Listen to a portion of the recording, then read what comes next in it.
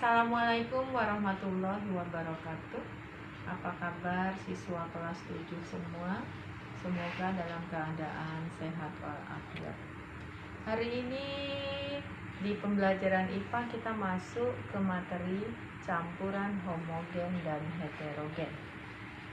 Dalam kehidupan sehari-hari kita sering menjumpai campuran air susu, air sungai, batuan, dan udara. Bahkan pada kegiatan memasak, kita juga menjumpai berbagai jenis campuran. Misalnya membuat teh, membuat susu, dan air kopi.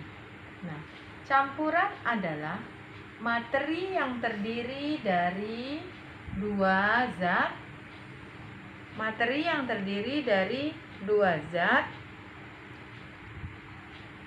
atau lebih yang masih memiliki sifat asalnya. Campuran dibagi dua. Satu, campuran homogen. Yang kedua adalah campuran heterogen. Nah, untuk lebih jelasnya, yang mana campuran homogen dan heterogen, mari kita lakukan praktikum berikut ini.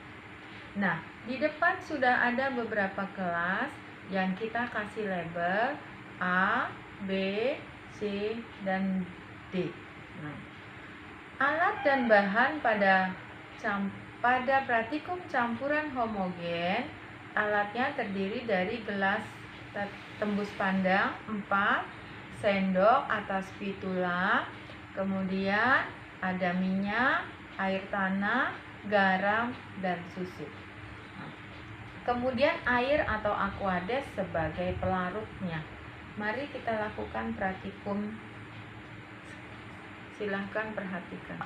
Nah, kita tuangkan airnya ke dalam minyak, kemudian kita aduk dia sedemikian rupa, ya.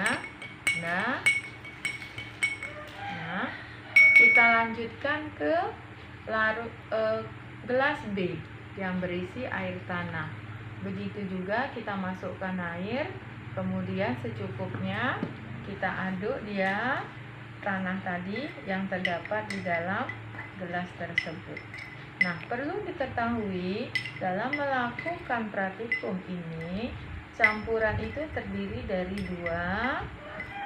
Pertama adalah zat pelarut, dan kedua adalah zat terlarut. Ya, zat pelarut seorang sering menggunakan adalah air.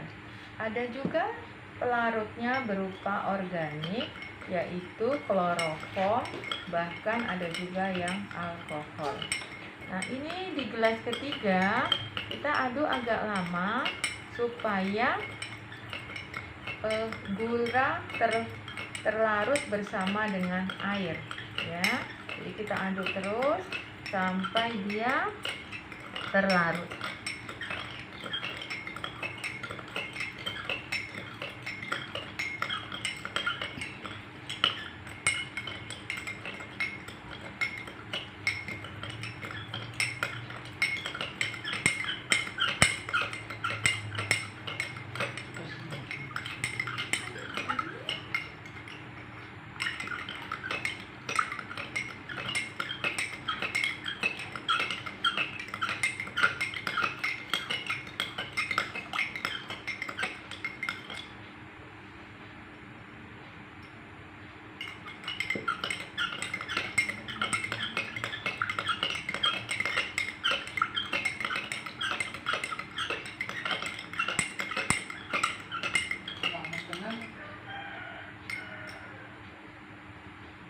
Nah, gelas D berisi susu, kita aduk juga dia, ya, seperti biasa, seperti yang sesudah kita aduk.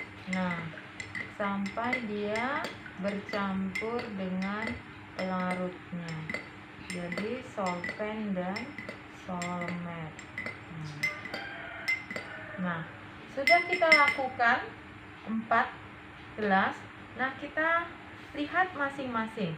Nah, pada larutan susu, apakah kita dapat membedakan antara zat terlarut dengan pelarut?